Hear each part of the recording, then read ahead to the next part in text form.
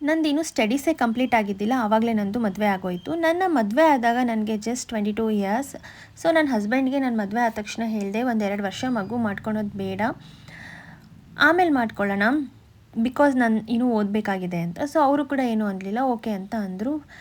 ಇನ್ನೂ ಕೆಲವೊಬ್ಬರು ಏನೆಲ್ಲ ಮಾತಾಡಿದರು ಅಂತ ಅಂದರೆ, ನೀನು ಇವಾಗ ಓದೋದಕ್ಕೆ ಹೋದರೆ ಮನೆಯೆಲ್ಲ ಯಾರು ನೋಡ್ಕೊತಾರೆ, ಮನೆ ಕೆಲಸ ಎಲ್ಲ ಯಾರು ಮಾಡ್ತಾರೆ ಅಂತಲೂ ಅಂದಿರೋರು ಇದ್ದಾರೆ.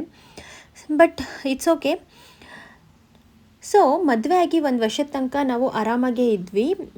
ಯಾರು ಕೂಡ ಏನೂ ನನ್ನನ್ನು ಕೇಳ್ತಾ ಇರಲಿಲ್ಲ. ಬಟ್ 1 ವರ್ಷ ಆಯಿತು ನೋಡಿ, ಎಲ್ಲರೂ ಎಲ್ಲ ಫಂಕ್ಷನ್ಸು ಎಲ್ಲಿ ಸಿಕ್ಕವರೆಲ್ಲ ಕೇಳೋಕ್ಕೆ ಶುರು ಮಾಡಿದರು, ಏನು ಗುಡ್ ನ್ಯೂಸ್ ಇಲ್ವಾ, ಇನ್ನೂ ಏನು ಪ್ಲ್ಯಾನ್ ಮಾಡಿಲ್ವಾ, ಹಾಗೆ ಹೀಗೆ ಅಂತ. ಸೊ ನಾನು ಮದುವೆ ಆದಾಗ ನಂದು BSc ಕಂಪ್ಲೀಟ್ ಆಗಿತ್ತು. ನಾನು B.Edಗೆ ಮದುವೆ ಆದಮೇಲೆ ಜಾಯ್ನ್ ಆಗಿದ್ದು. ನಾನು B.Edಗೆ ಜಾಯ್ನ್ ಆದಾಗ ನನ್ನ ಕ್ಲಾಸ್ಮೇಟ್ಸ್ ಹುಡುಗಿರ್ದು ಮದುವೆ ಆದ ತಕ್ಷಣ 1 ಮಂತ್ 2 ಮಂತಲ್ಲೇ ಅವ್ರು ಪ್ರೆಗ್ನೆಂಟ್ ಆಗೋದ್ರು. ಸೊ ಆವಾಗ ಇನ್ನೂ ಮದುವೆ ಆಗದೆ ಇರೋ ನನ್ನ ಫ್ರೆಂಡ್ಸೇ ನನಗೆ ಅಂತಿದ್ರು, ನಿಮ್ಮದಿನ್ನೂ ಏನೂ ಇಲ್ವಾ ಅಂತ. ಸೊ ಈ ರೀತಿ ಎಲ್ಲ ಮಾತುಗಳು ಕೇಳಿ ಕೇಳಿ ಕೇಳಿ ಕೇಳಿ ತುಂಬಾ ಬೇಜಾರು ಅನಿಸೋದು. ಓಕೆ ಅಂತೇಳಿ ನಾವು ಕೂಡ 1.5 ಇಯರ್ ಆದಮೇಲೆ ಬೇಬಿಗೆ ಪ್ಲ್ಯಾನ್ ಮಾಡೋದಕ್ಕೆ ಸ್ಟಾರ್ಟ್ ಮಾಡಿದ್ವಿ.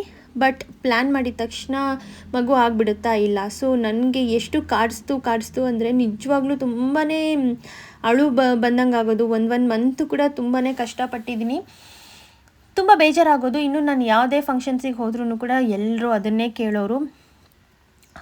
ಅದಕ್ಕೋಸ್ಕರ ನಾನು ಫಂಕ್ಷನ್ಸಿಗೆ ಹೋಗೋದನ್ನೇ ಬಿಟ್ಬಿಟ್ಟಿದ್ದೆ. ಒಂದು ದೇವಸ್ಥಾನಕ್ಕೆ ಹೋಗಲಿ, ಒಂದು ಫಂಕ್ಷನಿಗೆ ಹೋಗಲಿ, ಅಥವಾ ಎಲ್ಲರೂ ಶಾಪಿಂಗಿಗೆ ಹೋದಾಗ ಪರಿಚಯ ಇದ್ದವ್ರು ಸಿಕ್ಕರೂ ಸಹ ಅದೇ ಕ್ವಶನ್ನೇ ಕೇಳೋರು.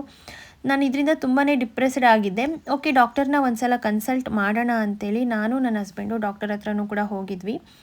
ಸೊ ಅದಾದಮೇಲೆ ಏನಾಯಿತು ಅಂತ ನಾನು ನೆಕ್ಸ್ಟ್ ವ್ಲಾಗಲ್ಲಿ ಹೇಳ್ತೀನಿ. ಸೊ ನೆಕ್ಸ್ಟ್ ವ್ಲಾಗ್ ನೋಡಬೇಕು ಅಂದರೆ ಪ್ಲೀಸ್ ನನ್ನ ಪೇಜ್ನ ಫಾಲೋ ಮಾಡ್ಕೊಳ್ಳಿ.